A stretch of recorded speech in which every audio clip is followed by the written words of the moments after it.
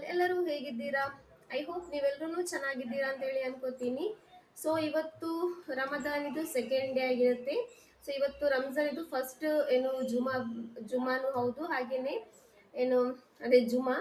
So ಇವತ್ತು ಜುಮಾ ಆಗಿರೋದ್ರಿಂದ ನಿಮ್ಗೆಲ್ರಿಗೂ ಜುಮಾ ಮುಬಾರಕ್ ಹೇಳ್ತಾ ಇವತ್ತಿನ ಬ್ಲಾಗ್ ಅನ್ನು ಸ್ಟಾರ್ಟ್ ಮಾಡ್ತಾ ಇದ್ದೀನಿ. ಇವಾಗ ಏನು ಕೆಲಸ ಎಲ್ಲ ಆಗಿ ಸ್ವಲ್ಪ ಹೊತ್ತು ರೆಸ್ಟ್ ಎಲ್ಲ ಮಾಡಿ ವಿಡಿಯೋ ಎಲ್ಲ ಎಡಿಟ್ ಮಾಡಿದ್ದೀನಿ. ವಿಡಿಯೋ ಎಡಿಟ್ ಮಾಡಿದ್ದಿಲ್ಲ, ಸೊ ಹಾಗಾಗಿ ಇವತ್ತೇ ಎಡಿಟ್ ಎಲ್ಲ ಮಾಡಿರೋದು. ಇವತ್ತು ಅಂದರೆ ನಿನ್ನೆ ಹಾಕಿರುವಂತಹ ವಿಡಿಯೋ ಅದನ್ನೆಲ್ಲ ಎಡಿಟ್ ಎಲ್ಲ ಮಾಡಿ ಅಪ್ಲೋಡ್ ಮಾಡಿ ಇವಾಗ ಒಂದು ಸ್ವಲ್ಪ ಅರ್ಧ ಗಂಟೆ ಎಲ್ಲ ರೆಸ್ಟ್ ಎಲ್ಲ ಮಾಡಿ ಇವಾಗ ನಾನು ಏನು ಕಿಚನ್ಗೆ ಬಂದಿದ್ದೀನಿ. ಇವತ್ತು ಪಿಜ್ಜಾ ಮಾಡೋಣ ಅಂತೇಳಿ. ಏನು ಗೊತ್ತಾ, ನಮ್ಮ ಅಮ್ಮನ ಮನೇಲಿ ಓವನ್ ಇತ್ತು. ಆವಾಗ ನಾನು ಓವನಲ್ಲಿ ಒಂದ್ಸಲನೂ ಪಿಜ್ಜಾ ಮಾಡೋದನ್ನ ಟ್ರೈನೇ ಮಾಡಿಲ್ಲ. ಒಂದ್ಸಲನೂ ಬರೀ ತವಾದಲ್ಲೇ ಮಾಡ್ತಾ ಇದ್ದೆ. ಬಟ್ ಇವಾಗ ಅನಿಸ್ತಾ ಇದೆ ಇವಾಗ ಅದು ಇದೆ ಬಟ್ ಹಾಳಾಗಿದೆ. ಸೊ ಅದನ್ನ ಸರಿ ಮಾಡಿಲ್ಲ ನಮ್ಮಮ್ಮ, ಯಾಕೆಂದ್ರೆ ನಾವು ಯೂಸೇ ಮಾಡಿಲ್ಲ. ಯೂಸ್ ಮಾಡದೇನೆ ಹಾಳಾಯ್ತದ ಇಟ್ಟು ಇಟ್ಟು. ಸೊ ಹಾಗಾಗಿ ಇವಾಗ ಆಗ್ತಾ ಇದೆ, ಇದ್ದಿದ್ರೆ ಒಳ್ಳೇದಿತ್ತು ಪಿಜ್ಜಾ ಮಾಡೋದಕ್ಕಲ್ಲ ಅಂತೇಳಿ. ಬಟ್ ಪರವಾಗಿಲ್ಲ, ನೋಡೋಣ. ನಾನು ಇವತ್ತು ತವಾದಲ್ಲಿ ಮಾಡೋದಕ್ಕೆ ಟ್ರೈ ಮಾಡ್ತೀನಿ.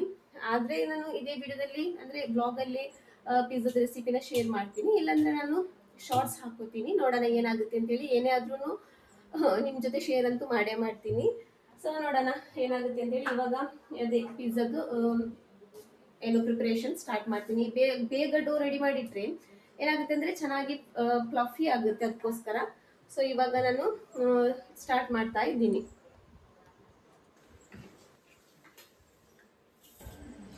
ಸೊ ಫ್ರೆಂಡ್ಸ್, ಇಲ್ಲಿ ನಾನು 2 ಪಿಜ್ಜಾ ಮಾಡೋಣ ಅಂತೇಳಿ 2 ಪಿಜ್ಜಾ ಮಾಡೋದಕ್ಕೆ ನಾನಿಲ್ಲಿ ಇದು ಅರ್ಧ ಕಪ್ಪಿದು ಮೆಷರ್ಮೆಂಟು. ಸೊ ಇದರಲ್ಲಿ ನಾನು 4 ಸಲ ಹಾಕ್ಕೋತೀನಿ. ಆವಾಗ 2 ಕಪ್ ಥರ ಆಗುತ್ತೆ. 2 ಕಪ್ಪಲ್ಲಿ ನಾನು 2 ಪಿಜ್ಜಾ ಮಾಡೋಣ ಅಂತೇಳಿ. ನಾನು ತುಂಬ ಸಲ ಮಾಡಿದ್ದೀನಿ, ಮಾಡಿಲ್ಲ ಅಂತ ಹೇಳಿಲ್ಲ. ಒಂದು ಸಲ ಕರೆಕ್ಟ್ ಆಗುತ್ತೆ, ಒಂದು ಸಲ ಏನಾದರೂ ಒಂದು ಪ್ರಾಬ್ಲಮ್ ಆಗುತ್ತೆ. ಬಟ್ ಇವತ್ತು ಏನು ಕರೆಕ್ಟಾಗಿ ಆಗಬೇಕು ಅಂತೇಳಿ ನಾನು ಮಾಡ್ತಾ ಇದ್ದೆ. ಅಂದರೆ ಯಾವಾಗಲೂ ಕರೆಕ್ಟಾಗಿಯೇ ಆಗಬೇಕು ಅಂತಲೇ ಮಾಡೋದು. ಬಟ್ ಒಂದೊಂದು ಸಲ ಏನಾದರೂ ಒಂದು ಪ್ರಾಬ್ಲಮ್ ಆಗುತ್ತೆ. ಯಾಕೆಂದರೆ ನಾವು ತವಾದಲ್ಲಿ ಮಾಡೋದಲ್ವ, ಹಾಗಾಗಿ ಒಂದೊಂದು ಸಲ ಕೆಳಗಡೆ ಸ್ವಲ್ಪ ಜಾಸ್ತಿ ಏನು ಕ್ರಂಚಿ ಆಗಿಬಿಡುತ್ತೆ. ಒಂದೊಂದು ಸಲ ಏನಾಗುತ್ತೆ ಅಂದರೆ ಜಾಸ್ತಿಯಾಗಿ ಈಸ್ಟ್ ಸರಿಯಾಗಿರಲ್ಲ, ಆವಾಗ ಏನಾದರೂ ಪ್ರಾಬ್ಲಮ್ ಆಗುತ್ತೆ. ಈ ಥರ ಎಲ್ಲ ಆಗುತ್ತೆ.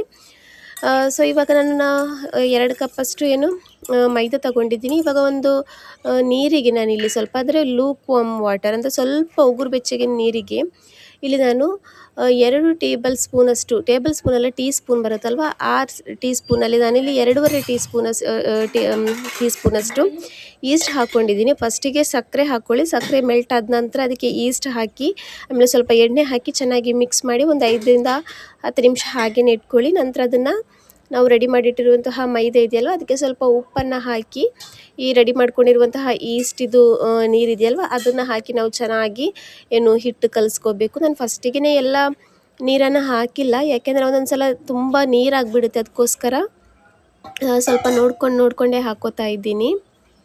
ಆಮೇಲೆ ಜಾಸ್ತಿ ಗಟ್ಟಿಯಾಗಿ ಮಾಡಬಾರ್ದು. ಈ ಪಿಜ್ಜಾದು ಡೋ ಇದೆಯಲ್ವ, ಅದು ನಾವು ಜಾಸ್ತಿ ಗಟ್ಟಿಯಾಗಿ ಮಾಡಬಾರ್ದು. ಒಂದು ಸ್ವಲ್ಪ ಸಾಫ್ಟ್ ಆಗಿದ್ರೆ ಏನಾಗುತ್ತೆ ಅಂದರೆ ತುಂಬಾ ಫ್ಲಫಿಯಾಗಿ ಬರುತ್ತೆ. ಆಮೇಲೆ ತುಂಬ ಬ್ರೆಡ್ ಬರುತ್ತಲ್ವ, ಆ ಟೈಪಲ್ಲಿ ಚೆನ್ನಾಗಿ ಸಾಫ್ಟಾಗಿ ಬರುತ್ತೆ. ಸ್ವಲ್ಪ ಕೈಗೆ ಅಂಟ್ಕೊಳ್ಳುತ್ತೆ. ಆವಾಗ ಒಂದು ಸ್ವಲ್ಪ ಎಣ್ಣೆ ಹಾಕಿ ಕೈಗೆ ಇದನ್ನು ಚೆನ್ನಾಗಿ ಚೆನ್ನಾಗಿರುವಂತಹ ಡೋನ ರೆಡಿ ಮಾಡ್ಕೊಳ್ಳಿ. ಚೆನ್ನಾಗಿ ಸಾಫ್ಟ್ ಆಗಿರುವಂತಹ ಡೋನ ರೆಡಿ ಮಾಡ್ಕೊಳ್ಳಿ. ನಂತರ ಅದನ್ನು ಒಂದು ಪಾತ್ರೆಗೆ ಹಾಕಿ ಮುಚ್ಚಿ ಒಂದು ಮಿನಿಮಮ್ ಒಂದು 2 ಅವರ್ಸ್ ಆದ್ರೂ ಹಾಗೇ ಇಟ್ಕೊಳ್ಳಿ. ಅದನ್ನು ಮುಟ್ಟೋದಕ್ಕೇನು ಹೋಗಬೇಡಿ. ನಂತರ ಇನ್ನೊಂದು ಸಲ ಅದನ್ನು ನೀಡ್ಬಾಡಿ ವಾಪಸ್ ಇಡೋದಿದೆ, ಅದು ನಾನು ತೋರಿಸ್ತೀನಿ ನಿಮ್ಗೆ ಆಮೇಲೆ.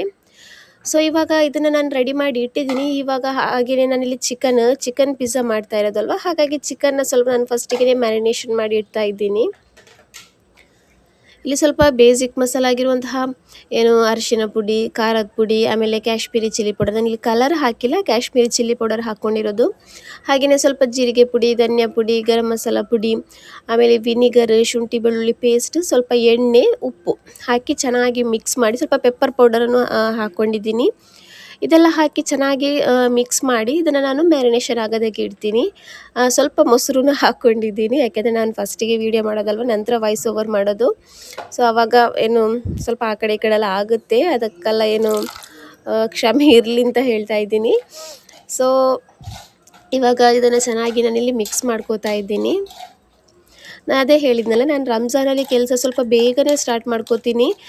ಲುಹುರ್ ನಮಾಜ್ ಆದಮೇಲೆ ಒಂದೊಂದೇ ಕೆಲಸನ ಸ್ಟಾರ್ಟ್ ಮಾಡ್ಕೋತೀನಿ, ಪ್ರಿಪ್ರೇಷನ್ ಮಾಡಿ ಇಟ್ಕೋತೀನಿ. ಆವಾಗ ಏನಾಗುತ್ತೆ ಅಂದರೆ ಇಫ್ತಾರ್ ಟೈಮಲ್ಲಿ ಅರ್ಜೆಂಟಾಗಿ ಆಗಲ್ಲ, ಆರಾಮಾಗಿ ಎಲ್ಲ ಕೆಲಸ ಆಗುತ್ತೆ. ಅದಕ್ಕೋಸ್ಕರ ನನಗೆ ಇಫ್ತಾರದ್ದು ಒಂದು ಕೆಲಸ ಆಗಿಬಿಟ್ರೇನೋ ಒಂಥರ ಏನು ಒಂದೊಂದೇ ಅಡುಗೆಗಳು ರೆಡಿಯಾಗಿಟ್ಟರೆ ಒಂಥರ ಸಮಾಧಾನ ಥರ ಆಗುತ್ತೆ. ಯಾವಾಗಲೂ ನಂದು ಬೇಗನೆ ಆಗುತ್ತೆ. ಒಂದು ಫ್ರೈಯಿಂಗ್ ಪ್ರೊಸೆಸ್ ಮಾತ್ರ ಸ್ವಲ್ಪ ಟೈಮ್ ಆಗುವಾಗ ಮಾಡ್ತೀನಿ, ಬಾಕಿ ಎಲ್ಲನೂ ನಾನು ರೆಡಿ ಮಾಡಿ ಇಟ್ಕೋತೀನಿ. ಫ್ರಿಜ್ಜಲ್ಲಂತೂ ಇವಾಗ ಜಾಗನೇ ಇಲ್ಲ, ಎಲ್ಲ ಫಿಲ್ ಆಗಿಬಿಟ್ಟಿದೆ. ಫುಲ್ಲು ಎಲ್ಲಿ ಇಡೋದು ಅಂತಲೇ ಗೊತ್ತಾಗ್ತಾ ಇಲ್ಲ. ಸೊ ನೋಡಿ, ವಿಡಿಯೋ ಮಾಡ್ತಾ ಇದ್ದಾಗೇ ನಂದು ಏನು ಕಾಶ್ಮೀರಿ ಚಿಲ್ಲಿ ಪೌಡರ್ ಇದೆಯಲ್ವ, ಅದನ್ನು ಕೆಳಗಡೆ ಬಿತ್ತು. ಈ ಥರ ನಾವು ವಿಡಿಯೋ ಮಾಡುವಾಗ ಅರ್ಜೆಂಟಲ್ಲಿ ಏನಂದರೆ ನಮಗೆ ಶೆಲ್ಫ್ ಕ್ಲೀನಾಗಿ ಸಿಗಬೇಕು ನನಗೆ. ಆವಾಗ ಏನಾಗುತ್ತೆ ಅಂದರೆ ಅರ್ಜೆಂಟಲ್ಲಿ ಒಂದಲ್ಲ ಒಂದು ಕೆಲಸ ಆಗೇ ಆಗುತ್ತೆ. ಇವತ್ತಿದು ಮಾತ್ರ ನಾನು ತೋರಿಸಿರೋದು ಏನು ಕಾಶ್ಮೀರಿ ಚಿಲ್ಲಿ ಪೌಡರ್ ಬಿದ್ದಿರೋದು, ಇಲ್ಲಾಂದರೆ ಎಣ್ಣೆ ಬೀಳೋದು, ಉಪ್ಪು ಬೀಳೋದು, ಸಕ್ಕರೆ ಬೀಳೋದು, ಈ ಥರದ್ದೆಲ್ಲ ಆಗ್ತಾನೇ ಇರುತ್ತೆ. ಬಟ್ ಅದೆಲ್ಲವನ್ನು ತೋರಿಸಲ್ಲ. ಅದೇ ಹೇಳಿದ್ನಲ್ಲ, ನಮಗೆ ವೀಡಿಯೋ ಮಾಡೋದು ಅಷ್ಟೊಂದು ಈಸಿ ಇಲ್ಲ. ನಿಮಗೆ ನೋಡುವಾಗ ಅನ್ನಿಸ್ಬೋದು ಎಷ್ಟೊಂದು ಈಸಿಯಾಗಿರುವಂತಹ ಕೆಲಸ ವೀಡಿಯೋ ಮಾಡೋದು ಅಂತೇಳಿ, ಬಟ್ ಅದರ ಮಧ್ಯದಲ್ಲಿ ತುಂಬಾ ಕೆಲಸಗಳೆಲ್ಲ ಆಗ್ತಾ ಇರುತ್ತೆ. ನಾವೇನು ಮಾಡ್ತೀವಿ ಅಂದರೆ ಅವಾಗವಾಗ ಮಾಡ್ತಾಯಿದ್ದೆ, ಅದನ್ನೆಲ್ಲ ತೋರಿಸಲ್ಲ. ಒಂದೊಂದು ಸಲ ಮಾತ್ರ ಏನು ವೀಡಿಯೋದಲ್ಲಿ ಬರುತ್ತೆ ಆ ಥರದ್ದೆಲ್ಲ. ಸೊ ಇವಾಗೆಲ್ಲ ನಾನು ರೆಡಿ ಮಾಡಿ ಇಲ್ಲಿ ಇಡ್ತಾ ಇದ್ದೀನಿ. ಚಿಕ್ಕ ಕಿಚನ್ ಆಗುವಾಗ ಅದನ್ನು ಆವಾಗವಾಗಲೇ ಏನು ತೆಗೆದಿರೋದನ್ನೆಲ್ಲ ಆವಾಗವಾಗಲೇ ಅಲ್ಲಲ್ಲೇ ಇಟ್ಟರೆ ಸ್ವಲ್ಪ ಶೆಲ್ಫೆಲ್ಲ ಕ್ಲೀನಾಗಿ ಸಿಗುತ್ತೆ. ಆವಾಗ ಕೆಲಸ ಮಾಡೋದಕ್ಕೂ ಸ್ವಲ್ಪ ಏನು ಈಸಿ ಆಗುತ್ತೆ, ಒಂಥರ ಸಮಾಧಾನ ಆಗುತ್ತೆ. ಇಲ್ಲಾಂದರೆ ಏನು ಒಂಥರ ಇರಿಟೇಷನ್ ಥರ ಆಗುತ್ತೆ, ಅಲ್ಲಿ ಸಾಮಾನು ಇಲ್ಲಿ ಸಾಮಾನು ಅದು ಇದು ಅಂತೇಳಿ ಆಗುವಾಗ ಸ್ವಲ್ಪ ದೊಡ್ಡ ಶೆಲ್ಫೆಲ್ಲ ಇದ್ದರೆ ಆರಾಮಾಗಿ ಒಂದು ಸೈಡಲ್ಲಿ ಇಟ್ಟರೆ ಇನ್ನೊಂದು ಸೈಡಲ್ಲಿ ಕೆಲಸ ಆಗಿಬಿಡುತ್ತೆ. ಬಟ್ ಇದು ಚಿಕ್ಕದಾಗಿರೋದ್ರಿಂದ ಏನು ಸ್ವಲ್ಪ ಪ್ರಾಬ್ಲಮ್ಸ್ ಎಲ್ಲ ಬರುತ್ತೆ.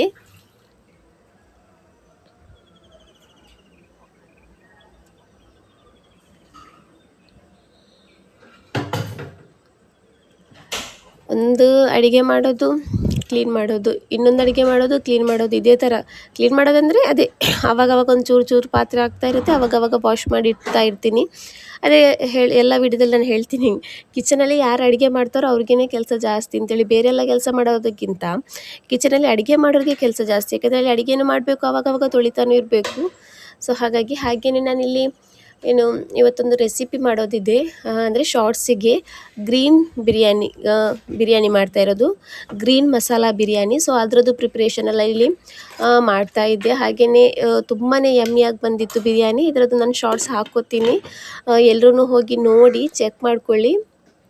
ನಾನದೇ ಒಂದೊಂದು ರೆಸಿಪಿನ ಲಾಂಗ್ ವಿಡಿಯೋದಲ್ಲಿ ಆ್ಯಡ್ ಮಾಡ್ಕೋತೀನಿ, ಒಂದೊಂದು ರೆಸಿಪಿನ ನಾನು ಶಾರ್ಟ್ಸಲ್ಲೂ ಹಾಕ್ಕೋತೀನಿ. ಮಿಸ್ ಮಾಡ್ಕೋಬೇಡಿ ಶಾರ್ಟ್ಸನ್ನು ಹೋಗಿ ನೋಡಿ. ವಿಡಿಯೋ ಇಷ್ಟ ಆದರೆ ಲೈಕ್ ಮಾಡಿ, ಆಮೇಲೆ ನಮ್ಮ ಚಾನಲ್ನ ಸಬ್ಸ್ಕ್ರೈಬ್ ಮಾಡ್ಕೊಳ್ಳಿ. ಕಮೆಂಟಲ್ಲಿ ಏನಾದರೂ ಒಂದು ಏನು ಸೆಂಡ್ ಮಾಡಿ, ಅಟ್ಲೀಸ್ಟ್ ಒಂದು ಹಾರ್ಟ್ ಆದ್ರೂ ಸೆಂಡ್ ಮಾಡಿ. ಖುಷಿಯಾಗುತ್ತೆ ಆವಾಗ ಕಮೆಂಟಲ್ಲಿ ಏನು ಕಮೆಂಟ್ ನೋಡುವಾಗ. ಕಮೆಂಟ್ ಅಂದರೆ ಕಮೆಂಟ್ ಸೆಕ್ಷನ್ ಖಾಲಿ ಇದ್ದರೆ ಒಂಥರ ಬೇಜಾರಾಗುತ್ತೆ, ಖಾಲಿ ಕಾಣಿಸುತ್ತೆ ಅಂಥೇಳಿ. ಬಟ್ ಒಂದೊಂದು ಹಾರ್ಟ್ ಏನಾದರೂ ಒಂದೊಂದು ಇದ್ದರೆ ಏನಾಗುತ್ತೆ ಅಂದರೆ ಖುಷಿಯಾಗುತ್ತೆ. ಕಮೆಂಟಲ್ಲಿ ಒಂದು 20 ಕಮೆಂಟ್ 30 ಕಮೆಂಟ್ ಎಲ್ಲ ಬರುವಾಗ ಖುಷಿಯಾಗುತ್ತೆ ನೋಡೋದಕ್ಕೆ. ಅದಕ್ಕೋಸ್ಕರ ಏನು ಅಟ್ಲೀಸ್ಟ್ ಏನು ನಿಮಗೆ ಸೆಂಡ್ ಮಾಡೋಕ್ಕಿಲ್ಲ ಅಂದರೆ ಒಂದು ಅಟ್ಲೀಸ್ಟ್ ಒಂದು ಹಾರ್ಟನ್ನಾದರೂ ಸೆಂಡ್ ಮಾಡ್ಕೊಳ್ಳಿ. ಇವತ್ತು ನಾನು ಬೆಳಿಗ್ಗೆನೇ ವಾಯ್ಸ್ ಹಾಕ್ಕೋತಾ ಇದ್ದೀನಿ. ಬೆಳಿಗ್ಗೆ ಅಂದರೆ ಅದೇ ಒಂದು 6:30-7 ಗಂಟೆ ಟೈಮಲ್ಲಿ ವಾಯ್ಸ್ ಹಾಕ್ಕೋತಾ ಇರೋದು. ಹಾಗಾಗಿ ಒಂಥರ ಏನೋ ಗರ್ ಥರ ಒಂಥರ ಶಬ್ದ ಬರ್ತಾ ಇದೆ ವಾಯ್ಸಲ್ಲಿ. ಪರವಾಗಿಲ್ಲ, ಇರಲಿ. ಸೊ ಇವಾಗ ನಾನು ಮೊಟ್ಟೆನೂ ಇಲ್ಲಿ ಬೇಯೋದಕ್ಕೆ ಇಡ್ತಾ ಇದ್ದೀನಿ. ನಾನಿವತ್ತೊಂದು ಏನು ಈರುಳ್ಳಿನೂ ಮೊಟ್ಟೆ ಹಾಕಿ ಮಾಡುವಂತಹ ಒಂದು ಬೋಂಡ ಮಾಡ್ತಾಯಿದ್ದೀನಿ. ಈರುಳ್ಳಿ ಬಜೆ ಅಂತಾರಲ್ವ, ಅದ್ರ ಒಳಗಡೆ ಮೊಟ್ಟೆ ಹಾಕೋದು ಸ್ವಲ್ಪ ತಿನ್ನೋದಕ್ಕೆ ಸ್ವಲ್ಪ ಡಿಫ್ರೆಂಟ್ ಆಗಿರುತ್ತೆ ಟೇಸ್ಟ್ ಅಂತೇಳಿ, ತುಂಬಾ ಚೆನ್ನಾಗಾಗುತ್ತೆ. ಸೊ ಇದರದ್ದು ವೀಡಿಯೋನು ನಾನು ಏನು ಶಾರ್ಟ್ಸ್ ಹಾಕ್ಕೋತಾ ಇದ್ದೀನಿ. ಅಂದರೆ ಶಾರ್ಟ್ಸಲ್ಲಿ ಸ್ವಲ್ಪ ಬೇಗ ರೆಸಿಪಿನೂ ಬೇಗ ಆಗುತ್ತೆ ನಿಮಗೆ ನೋಡೋದಕ್ಕೆ. ನಮಗೆ ಟೈಮ್ ಅಷ್ಟೇ ಹಿಡ್ಕೊಳ್ಳುತ್ತೆ. ನಾರ್ಮಲಾಗಿ ನಾವು ಲಾಂಗ್ ವೀಡಿಯೋ ಮಾಡುವಾಗ ಎಷ್ಟು ಟೈಮ್ ಆಗುತ್ತೋ ಅಷ್ಟೇ ಟೈಮ್ ಆಗುತ್ತೆ. ಬಟ್ ನಿಮಗೆ ನೋಡೋದಕ್ಕೆ ಸ್ವಲ್ಪ ಈಸಿ ಆಗುತ್ತೆ. 1 ಮಿನಿಟಲ್ಲಿ ಏನು ವೀಡಿಯೋ ಕಂಪ್ಲೀಟ್ ಆಗಿಬಿಡುತ್ತೆ. ಸೊ ಅದಕ್ಕೋಸ್ಕರ. ಸೊ ಫ್ರೆಂಡ್ಸ್, ಇದಿವಾಗ ನಾನೊಂದು ಇಟ್ಟು 2 ಗಂಟೆ ಆಗಿಬಿಟ್ಟಿತ್ತು. ಸ್ವಲ್ಪ ಏನು ಚೆನ್ನಾಗಿ ರೈಸ್ ಆಗಿಬಿಟ್ಟಿತ್ತು. ಸೊ ಇವಾಗ ಇದನ್ನು ನಾನು ವಾಪಸ್ ಒಂದು ಸಲ ಇದನ್ನು ಚೆನ್ನಾಗಿ ನೀಡ್ ಮಾಡ್ಕೋತೀನಿ. ನೀಡ್ ಮಾಡಿ ಕೈಗೆ ಈ ಥರ ಅಂಟ್ಕೋತಾ ಇದ್ದರೆ ಎಣ್ಣೆನ ಹಚ್ಕೊಳ್ಳಿ. ಸೊ ಇನ್ನೊಂದು ಸಲ ಇದನ್ನು ನೀಡ್ ಮಾಡಿ ನಾನು ಇನ್ನೊಂದು ಸಲ ಹಾಗೇ ಮುಚ್ಚಿ ಆಮೇಲೆ ಸಂಜೆ ತೆಗಿತೀನಿ. ಇವಾಗ ಒಂದು 3 ಗಂಟೆ ಆಗಿಬಿಟ್ಟಿದೆ. ಇನ್ನು ನಾನು ಇದನ್ನು ಯಾವಾಗ ಮಾಡೋದಂದರೆ 5:30 ಗಂಟೆ ಆಗುತ್ತಲ್ವ ಆವಾಗ ತೆಗೆದು ಇನ್ನೊಂದು ಸಲ ಅದನ್ನು ಏನು ಮಾಡ್ತೀನಿ ಅಂದರೆ ಪಿಜ್ಜಾ ಮಾಡೋದಕ್ಕೆ ತೆಗಿತೀನಿ. ಆವಾಗ ಚೆನ್ನಾಗಿ ಏನಾಗುತ್ತೆ ಅಂದರೆ ಉಬ್ಕೊಂಡಿರುತ್ತೆ, ಚೆನ್ನಾಗಿ ಸಾಫ್ಟಾಗಿ ಬರುತ್ತೆ ಪಿಜ್ಜಾ. ಸೊ ಅದಕ್ಕೋಸ್ಕರ ಹಾಗೆಯೇ ಇಲ್ಲಿ ನಾನು ನೋಡಿ ಎಲ್ಲ ರೆಡಿ ಮಾಡಿ ಇಟ್ಟಿದ್ದೀನಿ. ಏನು ಶಾರ್ಟ್ಸ್ ಮಾಡೋದಕ್ಕೆ ಈರುಳ್ಳಿ ಬಜ್ಜಿಗೆ ಬೋಂಡ ಮೊಟ್ಟೆ ಹಾಕಿ ಮಾಡುವಂತಹ ಬಜ್ಜಿ. ಸೊ ಅದನ್ನು ನಾನಿಲ್ಲಿ ಎಲ್ಲ ರೆಡಿ ಮಾಡಿ ಇಟ್ಟಿದ್ದೀನಿ. ನಾನು ಶಾರ್ಟ್ಸ್ ಮಾಡುವಾಗ ಅದೇ ಥರ ಮಾಡೋದು, ಎಲ್ಲನೂ ರೆಡಿ ಮಾಡಿ ಸೈಡಲ್ಲಿ ಇಟ್ಬಿಡ್ತೀನಿ. ಆಮೇಲೆ ಮಾಡೋದು. ಬಟ್ ಲಾಂಗ್ ವಿಡಿಯೋದಲ್ಲಿ ಆ ಥರ ಅಲ್ಲ, ನಾವು ಏನೇನು ಮಾಡ್ತೀವಿ ಅದನ್ನು ಆವಾಗಲೇ ನಾನು ತೋರಿಸ್ತೀನಿ. ಶಾರ್ಟ್ಸಿಗೆ ಎಲ್ಲನೂ ರೆಡಿ ಮಾಡಿಟ್ಟು ಮಾಡ್ತಾ ಇರೋದು. ಸೊ ಇಲ್ಲಿ ನಮ್ಮದು ಗ್ರೀನ್ ಮಸಾಲ ಬಿರಿಯಾನಿಗೆ ಮಸಾಲನೂ ಬೇಯ್ತಾ ಇದೆ, ಚಿಕನನ್ನು ಬೇಯ್ತಾ ಇದೆ. ಹಾಗೆಯೇ ಇಲ್ಲಿ ನಾನು ನೀರನ್ನು ಇಟ್ಟಿದ್ದೀನಿ ಬಿರಿಯಾನಿಗೆ, ಅಂದರೆ ರೈಸ್ ಬಾಯ್ಲ್ ಮಾಡ್ಕೊಳ್ಳೋದಕ್ಕೆ. ಹಾಗೆಯೇ ಇನ್ನೊಂದು ಸೈಡಲ್ಲಿ ಪಿಜ್ಜಕ್ಕೂ ಎಲ್ಲ ಕಟ್ ಮಾಡಿ ವೆಜಿಟೇಬಲ್ಸ್ ಎಲ್ಲ ಕಟ್ ಮಾಡಿ ಇಡ್ತಾ ಇದ್ದೀನಿ. 2 ಗಂಟೆ ಅಷ್ಟೊತ್ತಿಗೆ ನನಗೆ 1:30-2 ಗಂಟೆ ಅಷ್ಟೊತ್ತಿಗೆ ಕಿಚನಿಗೆ ಹೋದರೆ ಒಂದಲ್ಲ ಒಂದು ಕೆಲಸ ಆಗಿ ಫುಲ್ಲು ಬ್ಯುಸಿ ಆಗಿಬಿಡುತ್ತೆ. ಉಪವಾಸ ಬಿಚ್ಚಿದ ಮೇಲೆ ಅಂದರೆ ಇಫ್ತಾರಿ ಆದಮೇಲಂತೂ ಎಷ್ಟು ಸುಸ್ತಾಗುತ್ತೆ ಅಂದರೆ ಅಷ್ಟೊಂದು ಸುಸ್ತಾಗಿಬಿಡುತ್ತೆ. ಕಾಲಂತೂ ತುಂಬಾ ನೋವು ಬಂದುಬಿಡುತ್ತೆ. ನನಗೆ ಮಾತ್ರ ಅಲ್ಲ, ಕಿಚನಲ್ಲಿ ಇವಾಗ ಇಫ್ತಾರ್ ಟೈಮಲ್ಲಿ ಯಾರು ಜಾಸ್ತಿಯಾಗಿ ಕಿಚನಲ್ಲಿ ಟೈಮ್ ಸ್ಪೆಂಡ್ ಮಾಡ್ತಾರೆ ಅವ್ರಿಗೆಲ್ರಿಗೂ ಅದೇ ಥರ ಆಗುತ್ತೆ. ಸೊ ಇವಾಗ ಇಲ್ಲಿ ರೈಸ್ ಕುಕ್ ಆಗ್ತಾ ಇದೆ. ಹಾಗೆಯೇ ನಾನಿಲ್ಲಿ ಪಿಜ್ಜಾಕ್ಕೆ ರೆಡಿ ಮಾಡಿ ಇಟ್ಕೊಂಡಿರುವಂತಹ ಚಿಕನ್ ಇದೆಯಲ್ವ, ಅದನ್ನು ನಾನಿಲ್ಲಿ ಫ್ರೈ ಮಾಡ್ಕೊಂಡು ಇಟ್ಕೋತೀನಿ. ಆಮೇಲೆ ಎಲ್ಲ ರೆಡಿ ಆದಮೇಲೆ ಪಿಜ್ಜಾನ ರೆಡಿ ಮಾಡ್ಕೋತೀನಿ.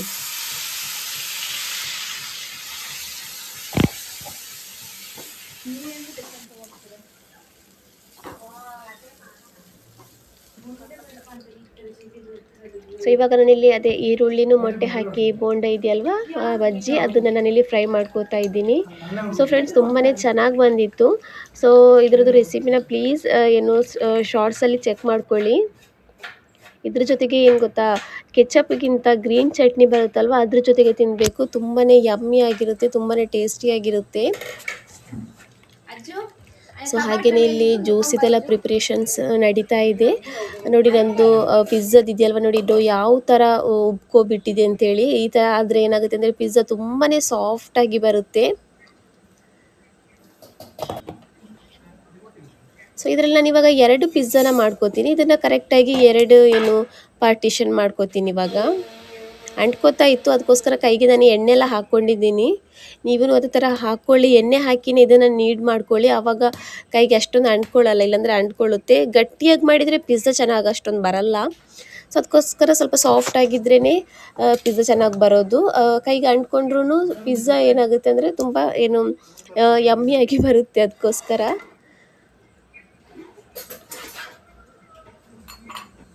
ಸೊ ಇವಾಗ ನಾನಿಲ್ಲಿ ಪ್ಯಾನಲ್ಲಿ ಮಾಡೋದಲ್ವ, ಸೊ ಹಾಗಾಗಿ ಇವಾಗ ನಾನು ಮೊದಲು ಪ್ಯಾನಿಗೆ ಒಂದು ಸ್ವಲ್ಪ ಎಣ್ಣೆ ಹಚ್ಕೋತಾ ಇದ್ದೀನಿ. ಇಲ್ಲಿ ನನ್ನ ಹತ್ರ ಬಟರ್ ಪೇಪರ್ ಇತ್ತಿಲ್ಲ. ಸೊ ಇಲ್ಲಿ ನಾನು A4 ಶೀಟ್ ಬರುತ್ತಲ್ವ, ಅದನ್ನು ಈ ಥರ ರೌಂಡಾಗಿ ಕಟ್ ಮಾಡಿ ಅದಕ್ಕೆ ಎಣ್ಣೆ ಹಚ್ಚಿ ಅದರ ಮೇಲ್ಗಡೆಯಲ್ಲಿ ಪಿಜ್ಜಾ ಡೋನ ಹಾಕೋತಾ ಇದ್ದೀನಿ. ಹಾಕಿ ಚೆನ್ನಾಗಿ ಇದನ್ನು ನಾನು ಕೈಯಲ್ಲೇ ಪ್ರೆಸ್ ಮಾಡ್ಕೋತಾ ಇದ್ದೀನಿ. ಕೈಗೆ ಎಣ್ಣೆ ಹಾಕಿ ಇದನ್ನು ಚೆನ್ನಾಗಿ ಪ್ರೆಸ್ ಮಾಡ್ಕೋತಾ ಇದ್ದೀನಿ ಪ್ಯಾನ್ ಸೈಜಿಗೆ. ಸೊ ಇದನ್ನು ಒಂದು 10 ನಿಮಿಷ ನಾವು ಇದನ್ನು ಹಾಗೇ ಇಡಬೇಕು. ಆವಾಗ ಏನಾಗುತ್ತಂದರೆ ಇದು ಪ್ಯಾನಲ್ಲೂ ಸ್ವಲ್ಪ ರೈಸ್ ಆಗುತ್ತೆ, ಸ್ವಲ್ಪ ಉಬ್ಕೊಳ್ಳುತ್ತೆ, ಸ್ವಲ್ಪ ಪ್ಲಫಿ ಟೈಪಲ್ಲಿ ಬರುತ್ತೆ. ಅದಕ್ಕೋಸ್ಕರ 10 ನಿಮಿಷ ಆದಮೇಲೆ ಅದಕ್ಕೆ ಫೋಕಲ್ಲಿ ಈ ಥರ ಹೋಲ್ ಮಾಡಿ ನಂತರ ನಾವು ಮಾಡುವಂತಹ ಪ್ರಿಪ್ರೇಷನ್ ಇದೆಯಲ್ವ ಅದನ್ನು ಮಾಡಿದರೆ ಆಯಿತು. ನಾನು ಫಸ್ಟಿಗೆಲ್ಲ ಪಿಜ್ಜಾದು ಸಾಸ್ ಇದೆಯಲ್ಲ ಮನೇಲೇ ರೆಡಿ ಮಾಡಿ ಇಟ್ಟಿದ್ದೆ, ಬಟ್ ಈ ಸಲ ರೆಡಿ ಮಾಡಿ ಇಟ್ಟಿಲ್ಲ. ಸೊ ಹಾಗಾಗಿ ಅಂಗಡಿಯಿಂದನೇ ತಗೊಬಂದಿದ್ನಲ್ಲ ಅದನ್ನೇ ಹಾಕೋತಾ ಇದ್ದೀನಿ. ಇಲ್ಲಿ ಪಿಜ್ಜಾ ಸಾಸ್ ಹಾಕಿದ್ಮೇಲೆ ಇಲ್ಲಿ ನಾನು ಚೀಸನ್ನು ಹಾಕೋತಾ ಇದ್ದೀನಿ. ಇಷ್ಟೆಲ್ಲ ಕಷ್ಟಪಟ್ಟು ವೀಡಿಯೋ ಮಾಡಿದ್ದೀನಿ, ಬಟ್ ಎಂಡಲ್ಲಿ ಏನಾಯ್ತು ಅಂದರೆ ನಾನು ಅಂದರೆ ರೆಸಿಪಿದು ವೀಡಿಯೋ ಮಾಡಿದ್ದೀನಿ, ಬಟ್ ಕಟ್ ಮಾಡೋದೆಲ್ಲ ವೀಡಿಯೋ ಮಾಡಿಲ್ಲ. ಸೊ ಅದು ಮಾತ್ರ ಮಿಸ್ ಆಗಿಬಿಡ್ತು. ಬಟ್ ಪಿಜ್ಜಾ ಅಂತೂ ತುಂಬಾ ಯಮ್ಮಿಯಾಗಿ ಬಂದಿತ್ತು. ನಿಮಗೆ ನೋಡುವಾಗಲೇ ಗೊತ್ತಾಗ್ಬೋದು ಎಷ್ಟೊಂದು ಪಿಜ್ಜಾದು ಡೋ ಇದೆಯಲ್ವ ಎಷ್ಟೊಂದು ಉಬ್ಕೊಬಿಟ್ಟಿದೆ ಅಂತೇಳಿ. ಇದು ಬೇಕ್ ಮಾಡ್ಕೊಳ್ಳುವಾಗ ಇನ್ನೂ ಉಬ್ಕೊಂಡು ಒಂಥರ ಬ್ರೆಡ್ ಬರುತ್ತಲ್ವ ಸಾಫ್ಟಾಗಿ ಆ ಥರ ಬರುತ್ತೆ ಇದು. ಸೊ ಇಲ್ಲಿ ನಾನು ವೆಜ್ಜೀಸ್ ಆಮೇಲೆ ಚಿಕನ್, ಕಾರ್ನ್ ಈ ಥರದ್ದೆಲ್ಲ ಆ್ಯಡ್ ಮಾಡ್ಕೋತಾ ಇದ್ದೀನಿ ಪಿಜ್ಜಾಕ್ಕೆ. ನಿಮಗೆ ಯಾವ ಥರದ ಟಾಪಿಂಗ್ಸ್ ಬೇಕು ಅದನ್ನು ನೀವು ಹಾಕ್ಕೋಬೋದು. ನಂತರ ಮೇಲ್ಗಡೆಗೆ ಇಲ್ಲಿ ಚೀಸನ್ನು ಹಾಕೋತಾ ಇದ್ದೀನಿ. ಇಲ್ಲಿ ಸ್ವಲ್ಪ ಆರಿಗ್ಯಾನೋನು ಆಮೇಲೆ ಏನು ಚಿಲ್ಲಿ ಫ್ಲೇಕ್ಸ್ ಇದೆಯಲ್ವ ಅದನ್ನು ಹಾಕಿ ಗ್ಯಾಸ್ ಫ್ಲೇಮ್ನ ಸ್ಲೋ ಮಾಡಿ ಇದನ್ನು ಬೇಕಾಗೋದಕ್ಕೆ ಇಡ್ತೀನಿ. ಇದನ್ನು ಕಮ್ಮಿ ಅಂದ್ರೂ ಒಂದು 20 ರಿಂದ 25 ನಿಮಿಷ ಇದನ್ನು ನೀವು ಚೆನ್ನಾಗಿ ಬೇಕ್ ಮಾಡ್ಕೊಳ್ಳಿ ಗ್ಯಾಸ್ ಫ್ಲೇಮ್ನ ಸ್ಲೋ ಇಟ್ಕೊಂಡು. ನಾನಿಲ್ಲಿ 2 ಪಿಜ್ಜಾ ಮಾಡೋದ್ರಿಂದ 2 ಸೈಡಲ್ಲೂ ಇಟ್ಟಿದ್ದೀನಿ ಪಿಜ್ಜಾ ಬೇಕಾಗೋದಕ್ಕೆ. ಹಾಗೆಯೇ ಮೊನ್ನೆ ಫ್ರೆಂಚ್ ಫ್ರೈಸ್ ತಗೊಬಂದಿದ್ದೆ, ಸೊ ಅದನ್ನು ಇವತ್ತು ಸ್ವಲ್ಪ ಫ್ರೈ ಮಾಡ್ಕೊಳ್ಳೋಣ ಅಂತೇಳಿ. ಜಾಸ್ತಿ ಏನು ಫ್ರೈ ಮಾಡ್ಕೊಳ್ಳಲ್ಲ, ಯಾಕಂದರೆ ಈರುಳ್ಳಿ ಬಜ್ಜಿ ಇದೆಯಲ್ವ ಅದನ್ನು ಮಾಡ್ಕೊಂಡಿದ್ದೀನಿ, ಪಿಜ್ಜಾನು ಮಾಡಿದ್ದೀನಲ್ವ. ಸೊ ಒಂದು ಸ್ವಲ್ಪ ನನ್ನ ಚಿಕ್ಕ ಮಗಳಿಗೆ ತುಂಬ ಇಷ್ಟ ಫ್ರೆಂಚ್ ಫ್ರೈಸ್. ಸೊ ಹಾಗಾಗಿ ಒಂದು ಸ್ವಲ್ಪ ನಾನಿಲ್ಲಿ ಫ್ರೈ ಮಾಡ್ಕೋತೀನಿ ಅಂತೇಳಿ.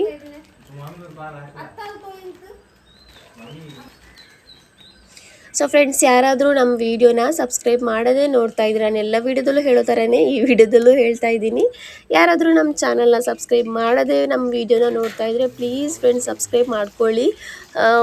ಒಳ್ಳೆ ವೀಡಿಯೋಸ್ಗಳನ್ನು ಮುಂದೆ ಹಾಕ್ಕೋತೀನಿ ನಾನು. ನಮ್ಮ ವೀಡಿಯೋ ಹಾಗೆಯೇ ಇಷ್ಟ ಆದರೆ ಒಂದು ಲೈಕ್ ಕೊಡಿ, ಆಮೇಲೆ ಕಮೆಂಟ್ ಅದೇ ಆವಾಗಲೇ ಹೇಳಿದಾಗೇ ಏನಾದರೂ ಒಂದು ಕಮೆಂಟ್ ಮಾಡ್ಕೊಳ್ಳಿ, ಅಟ್ಲೀಸ್ಟ್ ಒಂದು ಹಾರ್ಟ್ ಆದ್ರೂ ಸೆಂಡ್ ಮಾಡಿ ನನಗೆ ಕಮೆಂಟಲ್ಲಿ. ಸೊ ಇವಾಗ ಎಲ್ಲ ರೆಡಿ ಆಗಿದೆ ಇಫ್ತಾರಿಗೆ. ಈರುಳ್ಳಿ, ಮೊಟ್ಟೆ ಹಾಕಿರುವಂತಹ ಬಜ್ಜಿ, ಪಿಜ್ಜಾ, ಆಮೇಲೆ ಫ್ರೆಂಚ್ ಫ್ರೈಸ್ ಎಲ್ಲ ರೆಡಿ ಆಗಿದೆ. ನೋಡಿ ಎಷ್ಟೊಂದು ಫ್ಲಫಿಯಾಗಿ ಬಂದಿದೆ ಅಂತೇಳಿ, ತುಂಬಾ ಚೆನ್ನಾಗಿ ಬಂದಿತ್ತು. ಬಟ್ ನಂಗೆ ಇದ್ರದ್ದು ಕಟ್ ಮಾಡೋ ವಿಡಿಯೋ ಮಾಡೋಕ್ಕಾಗಿಲ್ಲ. ಸೊ ಇಲ್ಲಿ ನನ್ನ ಚಿಕ್ಕ ಮಗಳೂ ನಿಯತ್ತು ಇಟ್ಕೋತಾ ಇದ್ದಾಳೆ ಉಪವಾಸದ್ದು, ಅವಳು ಉಪವಾಸ ಹಿಡಿತೀನಿ ಅಂತ ಹೇಳ್ತಾ ಇದ್ದಾಳೆ ಇಲ್ಲಿ. ಸೊ ಫ್ರೆಂಡ್ಸ್, ಈ ವಿಡಿಯೋನ ಇಲ್ಲಿಗೆ ಎಂಡ್ ಮಾಡ್ತಾ ಇದ್ದೀನಿ. ನಮ್ಮ ವಿಡಿಯೋ ಇಷ್ಟ ಆದರೆ ಪ್ಲೀಸ್ ನಮ್ಮ ಚಾನಲ್ಗೆ ಸಬ್ಸ್ಕ್ರೈಬ್ ಮಾಡ್ಕೊಳ್ಳಿ. Thank you for watching. Complete ಆಗ್ತದೆ ನೋವು ಇನ್ಶಾ ಅಲ್ಲಾಹ್. ಚಲೋ